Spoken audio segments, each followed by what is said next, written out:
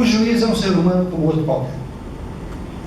Nós sentimos as mesmas emoções, as mesmas alegrias, as mesmas angústias, só que às vezes potencialmente multiplicadas em razão daquilo que nós enfrentamos. Então, desde o início, com toda a dor do coração que eu poderia ter, eu nunca me animei a conceder o uso da pílula do câncer. Primeiro, por quê? Não se tem estudos conclusivos sobre o benefício, sobre a eficácia. Eu não digo nem cura. Por quê? Ora, se um medicamento não cura, mas pelo menos estabelece a possibilidade de um elastério maior de vida com uma qualidade aceitável, ótimo. Por exemplo, eu tenho 2 doenças que são crônicas e incuráveis. Eu sou hipertenso e tenho uma parente chata pra caramba que é diabetes. Diabetes. Tem cura? Não tem cura, mas a medicação que a gente toma hoje em dia, que foi desenvolvida, que foi aprovada, que passou por todos esses protocolos de pesquisa e de aprovação, permite que nós, diabéticos e hipertensos, tenhamos uma qualidade de vida muito boa e uma expectativa de vida também mais do que razoável. Evidentemente, se você também se comportar. Vocês estão me vendo desse tamanho hoje, vocês têm que me conhecer 10 anos atrás. Eu pesava 170 quilos. Mas isso é outra história. O juiz, quando decide, eu pelo menos faço isso. Repito, falo por mim. Eu procuro me colocar no lugar das partes. Nessa hipótese da pílula do câncer, eu não consegui superar a barreira do desconhecido. E o que é essa barreira do desconhecido para mim? Como não há exames conclusivos, como não há pesquisa conclusiva acerca da pílula do câncer, eu não sei, na verdade, eu não tenho nenhuma segurança para determinar o fornecimento de alguma coisa que com o tempo possa minorar de um lado, mas agudizar de outro. Porque há remédios que causam isso, nós sabemos. Há remédios que minoram as consequências de um determinado mal, só que atacam outras coisas. Então não tenho garantia nenhuma de que essa pílula seria, além de eficaz, benéfica. Essas pesquisas que foram mencionadas pelo Dr. Kennedy, as pessoas que foram curadas, eu acredito piamente nelas. Eu acredito que elas tenham sido curadas. Agora, só um instantinho, senhor. Que Deus o proteja e o ilumine sempre. Mas eu não posso, em sã consciência, dizer, olha, foi a pílula do câncer que causou a cura. Cientificamente eu não posso. O senhor afirma isso porque o senhor fez essa experiência, mas eu não posso me fiar como juiz em depoimentos de pessoas que entendem que foi por causa da pílula, mas que não podem provar que foi efetivamente por causa dela.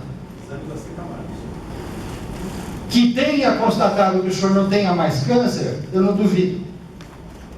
Agora, me aponte um documento que seja conclusivo 100%, coberto de razão, de certeza, dizendo a minha cura se deu por causa da pílula. O senhor tem? Ninguém tem. Ninguém tem. A gente fica numa situação muito difícil. Nessa ADIM que foi mencionada, que é a ADIM 5501, de 2016, a Associação Médica Brasileira pediu a inconstitucionalidade de uma lei que, desprezando todos os protocolos legais, tudo aquilo que constitucionalmente poderia ser defensável, tudo aquilo que já estava assentado na legislação brasileira, disponibilizou o fornecimento dessa substância sem exames conclusivos. E olhem, houve uma dúvida terrível aqui no estado de São Paulo. O presidente do tribunal suspendeu as decisões, depois voltou a conceder, depois voltou a suspender de novo.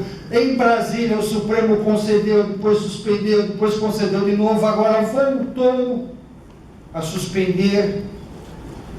O que por si só já demonstra o seguinte: ninguém tem segurança a respeito do tema. Ninguém tem segurança. É fácil, entre aspas, eu conceder para alguém, vou até utilizar aquela teoria que está se desenvolvendo nos Estados Unidos, the right to try, o direito de tentar. Nós precisamos perceber, primeiro, uma coisa: o direito norte-americano, o que ele é? Ele é normativo ou é consuetudinário? Ele é baseado em precedentes jurisprudenciais, portanto, ele é consuetudinário. Lá nos Estados Unidos, em razão da própria vertente de liberalidade da Constituição norte-americana, o cidadão tem o direito até de pedir para morrer. Nós sabemos dos julgamentos da Corte Suprema Americana que concederam a possibilidade da eutanásia, ou pelo menos do desligamento de máquinas. E por quê? Porque se atendeu ao direito inalienável do cidadão de dispor a respeito da sua própria vida, como condição essencial da sua própria existência. A nossa realidade jurídica é outra. Nós não temos o costume ou o precedente como meio de decisão. Agora nós temos, por causa do novo Código de Processo, o que está dando ainda uma série de celeumas. Eu faço parte da turma especial da Seção de Direito Público. Amanhã nós vamos conhecer e tentar julgar 11 incidentes de resolução de demanda repetitiva, mais 3 assunções de competência. E por que no Código de Processo Civil se traz um pouco do direito consuetudinário? Porque na base, no fundo, o que está se pretendendo fazer é o quê? Aqui no Brasil é o quê?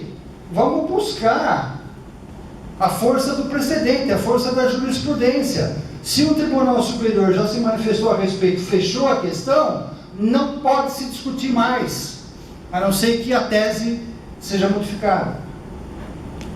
E aí vem um pouco de política também judiciária, porque na verdade o Supremo e o STJ não conseguem julgar todos os processos que chegam lá. Recursos especiais do STJ, recursos extraordinários do Supremo, uma avalanche de processos. Há outras coisas, e o tempo urge, eu não posso evidentemente ficar falando muito. Há outras coisas que podem ser feitas. Por exemplo, eu sei que a doutora Mina vai querer me matar agora. Hoje mesmo eu decidi sobre um pedido de antecipação de tutela por um município do interior, em que ele pedia a aplicação de efeito suspensivo a uma decisão que determinou que um determinado medicamento fosse fornecido a uma pessoa que precisa dele. E a alegação do município é o seguinte: olha, esse remédio está fora dos quadros da Anvisa, não está previsto nos protocolos da Anvisa, e muito menos no SUS. Eu respondo da seguinte forma, e sou, graças a Deus, acompanhado por centenas, talvez milhares de decisões do mesmo teor. Entraves de ordem burocrática não podem inviabilizar o direito à saúde. Como a doutora Mirna Natália nos demonstrou, uma pesquisa chega a levar 14 anos, 15 anos.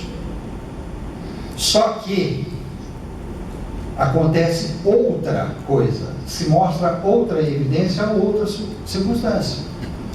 Eu posso ter no mercado, à venda no mundo inteiro, um remédio que já foi reconhecido pelo FDA, por outros organismos internacionais e protocolos científicos de pesquisa, que seja liberado para venda, para o consumo humano, porque já houve estudos conclusivos, já foi aprovada a utilização por seres humanos, só que aqui o processo na Anvisa está parado, não anda.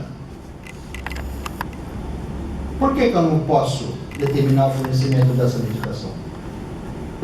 Ora, se a medicação serve para o norte-americano, para o italiano, para o francês, para o inglês, para o alemão, qual é a razão plausível dela não funcionar para o brasileiro? Entendeu? Independentemente dessa droga estar incluída nos protocolos do sistema de saúde. Ah, mas o custo muitas vezes é alto. Sim, pode acontecer. Mas nós vamos examinar caso a caso. Outro dia eu peguei um município que alegava que um remédio que custa R$500 por mês era de alto custo. Eu quase passei no telefone para chamar o procurador. E não tem cabimento. Não tem R$500 para garantir a saúde do cidadão, mas tem milhões e milhões para jogar em propaganda, então para construir obras que não vão a lugar nenhum.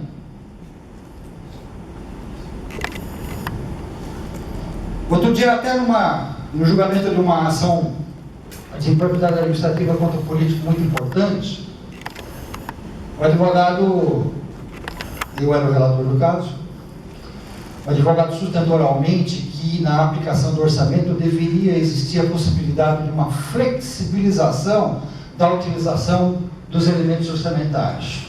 Eu falei para ele, perfeitamente, doutor, por que não faz isso na propaganda? Por que não faz isso cortando os comissionados?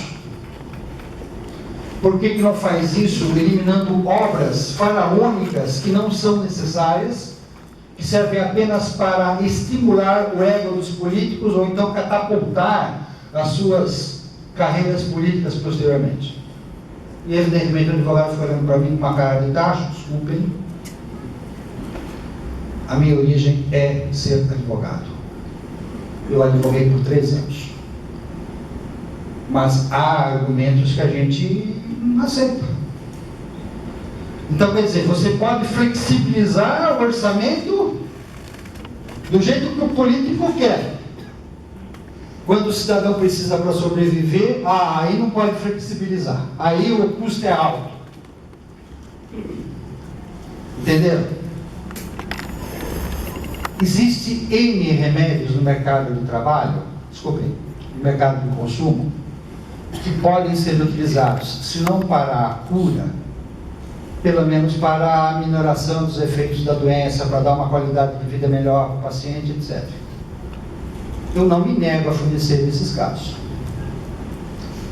A jurisprudência do tribunal atualmente é nesse sentido, em sua grande maioria.